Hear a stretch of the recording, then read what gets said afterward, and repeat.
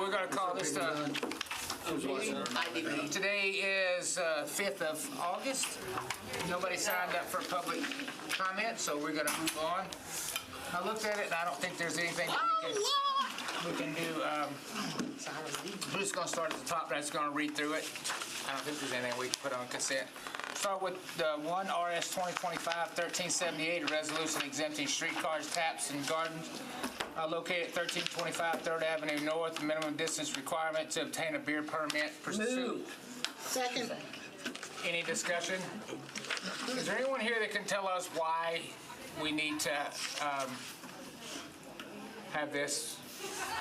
Yes, Chair, Brian Wilson with the Council Office. This was within 100 feet of a residence in what appears to be the Germantown area, so that would be that was the reason the exemption was needed. Okay. Any other discussion? So moved, seconded. Second. All those in favor? Aye. Any opposed? Any not voting? Nay.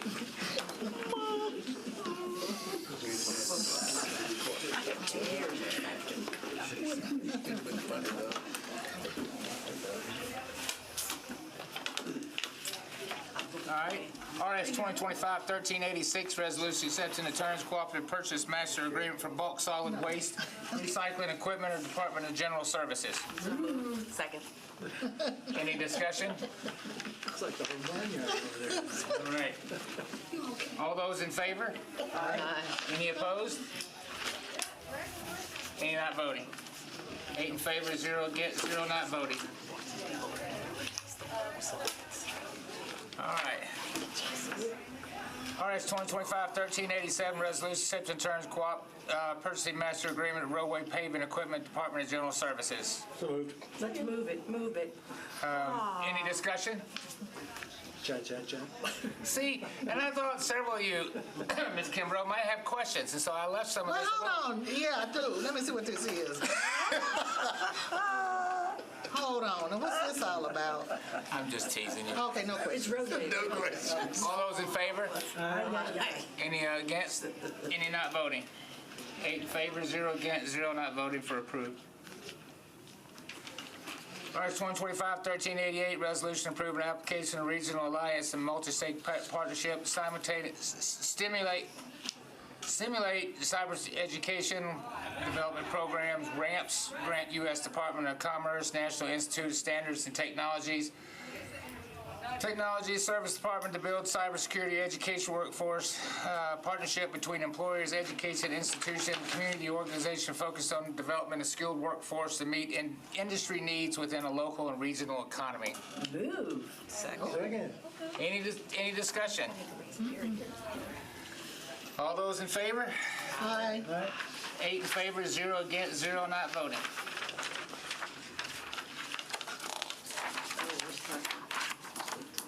Number 5, BL 2025-906, an ordinance amending the certain substations of chapters 2.62, 12.56, 13.02, 13.08, 13.20, 13.32 of the Metropolitan Codes. News Department multimodal infrastructure NDOT to increase permit administrative fees. Any discussion? Move. Move. I have. It was being pulled. We're all over. Yeah, Chair. This is. This bill has been withdrawn in 2 committees. Oh, Yes, good. and so that's what I was fixing to do. I was just gonna, I'm just Okay. getting a motion and a second, and then I was just gonna let everybody know that we're gonna, Okay. this has already been, in 2 different other committees to be withdrawn, so. Well, I'm curious. Withdraw? Since the sponsor not here? I think the withdrawal is just automatic Oh, okay. withdrawal. So you're gonna move to withdraw? Actually, That's not necessary, Chair. You're a sponsor of the bill. If you want to withdraw it in committee, you're welcome. Just withdraw it. okay, we just withdraw. I like that. Okay. I wasted a move. Well, now you have an extra. And we have one last, DL 2025-948, an ordinance to amend section 2.40.115, Metropolitan Code of Laws relative to settlement of variations of property standards codes, chapter 16.24, Department of Law. Move. Yes. I need a second. Second. I moved it. Any discussion? Yes, I am the sponsor of this bill. I have had a conversation with Director Dietz this afternoon. We are going to have a meeting in the near future to work out some details in this that will make this easier for them, and then it'll be more effective on our side. And what I'm trying to do here is, I think a lot of the council members have the same thing. There are people in your area that have trouble staying compliant, and some of them don't even want to try. What we're doing here is when it gets to the final part of the court proceedings, if there's to be some type of settlement, we as council members would be notified if it's above $1,000 prior to a settlement, and anything under, we would be notified afterwards. This way we can keep better track of what's going on in our districts, and if there's something that you're personally working on to try to clean up, you will have a chance to meet with them and talk with them before it goes down. But at this point, we're working out some timing between the process of all of this, so we're going to take a 2-meeting deferral, if so, and work this out. I'm opposed. This needs to go now. You didn't recognize her. Oh, sorry. Motion to defer this for 2 meetings. I make a motion for a 2-meeting deferral. Second. All those in favor? Hold on Discussion. just one second. We have some more discussion. Go ahead, Ms. Ellis. So what is it that could be done to make this easier for both sides? Well, Or the dates? it's mainly about timing, and they've got some people on vacation at the moment that need to be in this process, or they'd like them to be in this The process. Department of Law has people on Correct. vacation. Correct. And he and I spoke, it was probably Well, how many people 2 in the o'clock. Department of Law? Well, and I was going to make a joke earlier that he was going to invite a couple of other attorneys, and I was thinking, well, I don't know how many attorneys it takes to make a deal. I would think half of one would probably an optimal number. I'm dealing with Dietz, you know. Well, it concerns, Go ahead. but it concerns me that we would delay it without any September 2nd. like substitute. Are you going to No, have to and if substitute you want it to- or? At this point, Chair, could we recognize Brooke Heavener? Yeah, I know we have a couple of visitors in the room. I'm not sure if they are also here to speak on it as well. Yeah, I'm with the Department of Law. I oversee environmental court, which is where all of these cases are I'm heard. so sorry. Can you let us know what your name is? I'm Brooke Heavener with the Department of Law, and I'm the lead attorney over environmental court.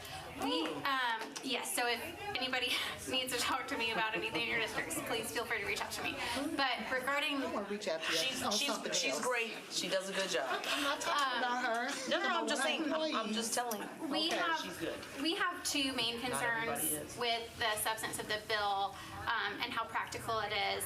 So first of all, the monetary limit in the bill is it's almost every case. That is gonna encompass almost every case. I did an inventory of our July dockets, and we would have to be sending out about 75 notices. And that's a lot. That's a lot with we are also litigating about 300 cases a week. We do codes, we do animal control, we do water, stormwater. We enforce everything for the city. So we already have a pretty big administrative load. So we have a little bit of concerns about making this over-encompassing whenever we really want to be dealing with long-term offenders and people that are actually like problematic. The second issue is the timing of the notice requirement is a little bit difficult for us because we don't get a finalized docket 7 days before court. Sometimes it's 5 days, sometimes we don't get the finalized docket until the morning of court. So the way that this works would make it really difficult for us to comply with the ordinance as written. And as you can see, there are details to work out. I would also say that when the defendant gets the notification to be in court, that is the time you could notify the council member. Okay. So we have work to do here, but I think whether you are for being more stringent of holding people accountable in your district, that offers this opportunity. And then if you also want to be on the other side of that, it would allow you to interpret it that way as well. So Okay.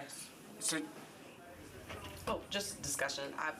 I support, I signed on to this. This has been, an issue since last term, so thank you so much for pulling this together. Brooke is great, but legal has been a real pain in the tuchus about holding people accountable, and so it's well overdue time for us to have something in place where enough is enough. And if you've had 1,000 infractions, we don't have to start all over again with an abatement letter. We can just go to a court date and mandatory injunctions. So. Okay, and just to make sure I'm clear, your motion is to move this, defer this 2 meetings to September the 2nd, the first meeting in September, is that correct? Okay. I'm guessing on your calendar work there. That is First meeting in September, which is September the 2nd. Ms. Ellis? So I have a question. So if there are changes that need to be made, like, would you have to just file a substitute, or would It you would be able amendment to? or a substitute, depending on how much change is needed in that. I think the monetary number may move. I'm okay with that. These were working numbers, certainly. But one of the points that Metro Legal made, if they get a letter saying come back 30 days later at $50 a day, you're pretty much at this minimum already. And the case that kind of originated this idea was a lot higher. It was in the $7,000 range. So there may be somewhere in the 3 to 5 that's a better number to activate the top end, and then the lower part could be brought up to match that bottom part. Okay. And then if we find down the road that this is not the number, we certainly could come back and amend that and change that number. But I feel confident that Director Dietz and I and Brooke and whomever else needs to be or wants to be a part of this will come out with something that will help us be more, it'll have a little more ability to clean up our area and hold chronic property violators accountable. Any other discussion? Yes, I wanted to ask Brooke, is this something that, I don't know if Metro Legal would be the proper department, but could someone run a report of everything that's actually in environmental court that we could sort by district? Because I'm always getting people following up on different things that I might not have, I've turned in like 6 weeks ago, and I have no idea, That's a and I'm good having question. to track it down to figure out, oh, that's actually, they got the abatement, it's actually going to court, or whatever, because I just never have any And I idea think where it this will comes in. help with that you know? too, because I'm with you. We get some and you get the complaint probably from somebody, and then you start the process, and then 4 more happen. And then next week, 5 or 6 more happen. Or even a month later, something happens. Yes, and before you and I know it, gotta you're go, 15 okay, or what was 20 of that? these upside No. down, and you're really trying to remember that original one. But this way, we will all kind of form a little better of a triangle between the inspector, the legal, or codes legal, and the council member. So would that be something the Department of Law would pull, or is that something I would ask Monica Bishop to pull, or? The list of cases would come from the clerk's office, but Okay. we get a weekly list of cases, usually the Wednesday before the Tuesday. Okay. It's not finalized until Tuesday generally, but we get a general idea the Wednesday before court. Okay, so I'll talk to Austin about that. Yes, sir. I find e-permits very helpful. Going on there, putting in the address, and it comes up with what the violation is, if it's been to court, or it's scheduled for court. I think she's trying to take a step off of us because this is already a full-time job. So if somebody can pull that together for us, that would be better than us having to go and search for something. And I like And the would that report be on we there get if there's no minutes. actually active permit? Like I just have some addresses, it's like they're just, trash and whatever, and they don't have any kind of active permit. Would that be up on e-permits? If, Only if it's an open So case. the Metro Data Viewer, data.nashville.gov. Can you just announce who you are for people who can't see you on camera? Will Dodd, Metro Codes. Data.nashville.gov. That's how I pull both maps and reports.